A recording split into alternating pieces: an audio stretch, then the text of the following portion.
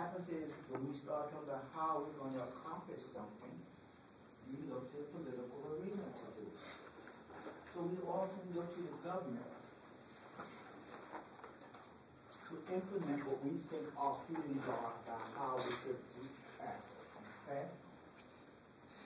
And we saw this even in something like when we looked at what they were doing in France, how they decided that certain people who covered their faces in public had to stop covering their faces.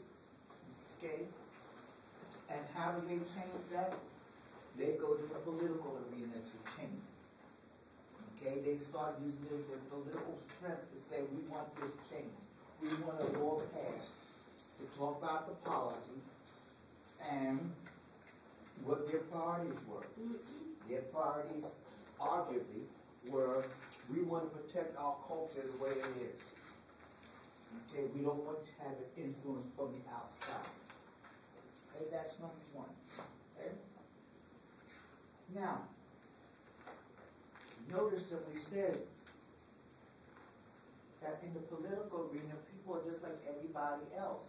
I almost want to use the term that they're sneaky, they're deceptive, they do all kinds of things that normal human beings do. Okay? And the object is to get their will done. That's what power says. Power is how do you get your will enacted. Okay? So, now, what happens is that does not mean that the society spends all of its time, or the government spends all of its time not trying to do what is best for its citizens. Okay? Now, then we talked about some of the systems of government. And we talked about things like how power is maintained and distributed. Okay? How it's challenged and transferred. We do all of these things with power. And we know that we had a definition of power before. Now, when we look at government, we said that the government is the organization that exercises authority and steers decision-making in a specific community. Now remember that the government are really only legitimate mechanisms of authority. Okay? And what happens is that there are times in some countries, in some areas, people challenge the government. But the government is the legitimate authority. Okay? And what happens is that they hold the legitimate use of force in a territory. So that's to say that I can't just decide that I'm going to build up an army to go attack such and such a country. But our government could do it. Okay? We then talked about, and once again, it always comes down to most of the things that we do, that people do, are social constructs. People decide what they're going to do. Nothing preordained about how it's going to be. There's nothing that says when people are born they're going to act such and such a way.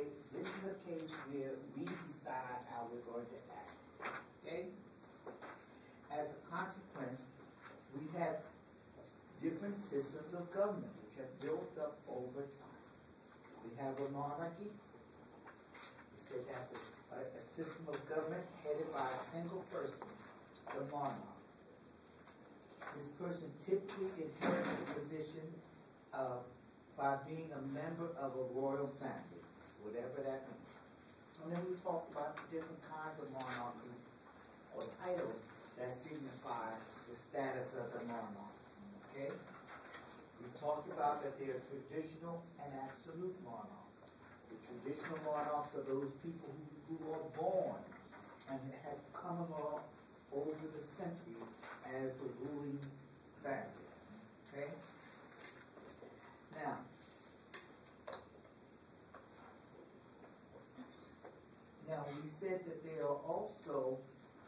addition to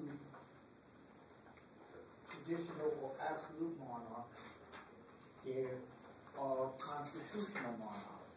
And these are monarchs that are typically elected, not elected, but come down from the people, but they don't have the power that the traditional monarch has. The power is usually vested in some governmental body, like the prime minister. But the monarch has the title and the reverence and everything else that people give to people they like to praise. Okay? From there we talked about democracy.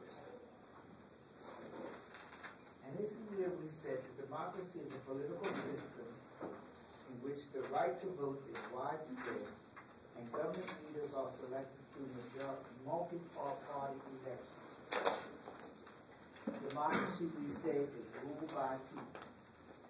Now remember that as we were going along in this class, okay, we had started by saying that once upon a time, the ruling people were the priests or religious order, okay? And some of the very, I almost want to say I don't want to say that it was just the kings or the monarchs or something of that nature, but the ruling, or everything that was done through society was done in that tradition. That is to say that there was a time when all you had to do is if you did something wrong, they would look to the church to decide whether it was right or wrong. Okay? And so you had this ruling class of people, and the church's word was very, very important. Okay? Then we went through an enlightenment period.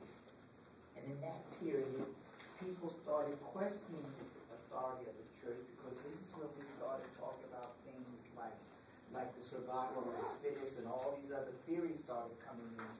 Theories about the world is no longer flat, it's round, okay? The earth is not the center of the universe, it's just part of the universe, we revolve around the sun. All of that kind of thinking came into place. And during this period, there was a lot of social upheaval, okay? And especially when we look at the 16th, 17th, and 18th century, you saw this at play. You saw it see that play in our history, in things like our Constitution. All of a sudden, you're not looking at a monarch as though he's got divine right from God. And we're not looking at the priests as though they say everything they say is true. Okay? People started questioning. And at that same time, we started moving towards electing people who would move ahead. Okay, that's not to say that they haven't always elected people. Okay, now, but that's what we had. And then we have what we call, even though democracy says the rule of the people, we said we have direct democracies or representative democracies. And direct democracies, everybody just votes on something, and the majority rules or whatever the standard is. I say that we always act like majority rules, but you understand, like when we look at our Constitution, the majority vote does not always win. Sometimes you have to have a 2/3 majority in order for something to pass. I think there is some instances you may even have to have a 3/4 majority for something to pass. So it's not always just a simple majority that tips the scale. Okay? Now, and when you talk about like 2/3 majority, that puts a lot of, it almost gives the person in the minority an additional vote. Okay? So we also know that we have what we call in this country a representative democracy. That is to say that we put representatives who are there to do our will. Okay. Now, we notice that political structure and political action are almost two sides of the same coin. That is to say that the structure of our politics denotes what kind of actions we can take, but at the same time, our actions denote what kind of stuff we're referring to. Okay? Now, it is imperative that citizens use their rights. Okay, because we ran into this about 2 or 3 times in this chapter. It sort of tells us, even though we think that our vote is worthless, okay, it tells us that we go a little further who votes and who does not vote. And it lets you know that the wealthy or the affluent people vote. The people without the money don't vote. And as a consequence, the people with the money get their will. The people without the money don't get anything done for them, except at the goodwill of those with money. And one of the things your book intimates is that when you do that, what you have done is you have left a vacuum that enhances the vote of the affluent, because those who are less affluent don't vote. And so since they don't have to worry about that group of people, here you go. And this is an aside. Okay? Note that when they start talking about things like you need an ID card in order to vote, who's that in here? It's actually aimed at the poor. You notice that even though now we know that the poor don't vote, but the point is to make sure that they never vote. Okay? That's the outfit. Okay? Because the people, most of the people, it won't affect. It doesn't affect people because you've already got ID cards. You know that. Alright? So all they're doing is put a little impediment in your way. But you're going to overcome it. But if you don't have a place to stay, and you don't have a job, and you don't have a bank account, so you don't have an ID card, which means that you don't vote. Okay, that's the way we play the game.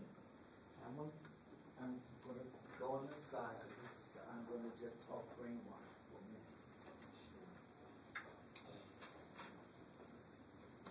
You notice this big to-do about something like what's her name? Person who's the ambassador, or the U.S. ambassador that they're talking about making the Secretary of State. I'm blocking it. That's what age does for you. Okay. But here's the thing. Okay. Now what you have here is you have a black woman. Okay.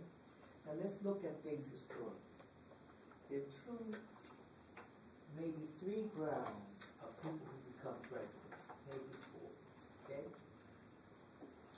1, the vice president has a lot on almost getting a chance to become president. Okay? Governors have a very good chance of becoming president. And senators have a good chance of becoming president. Okay? You step outside of that, and you know who has the next best chance? The Secretary of State. Okay? If you look at historically, you look at your first 5 or 6 presidencies in this country, and almost all of them, except the first one, was the Secretary of State. Okay.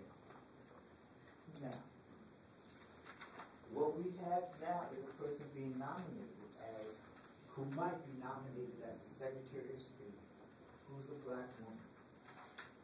Do you want a black woman president?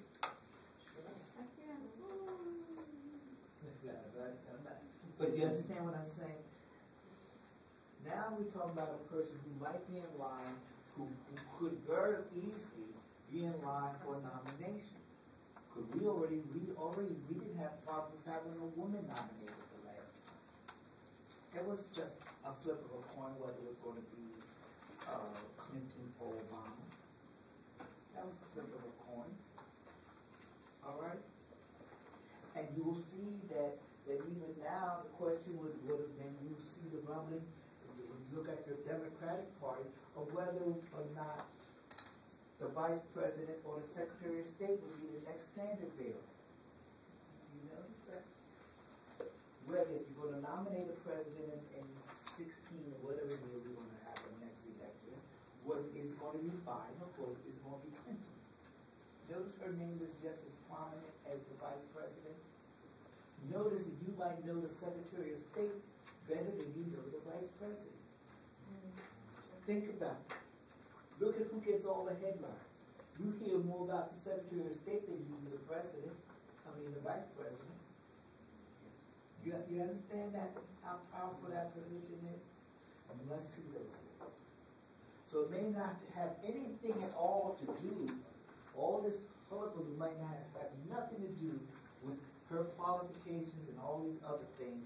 They're looking 5 years down the road. Okay? That's the way power is exercised.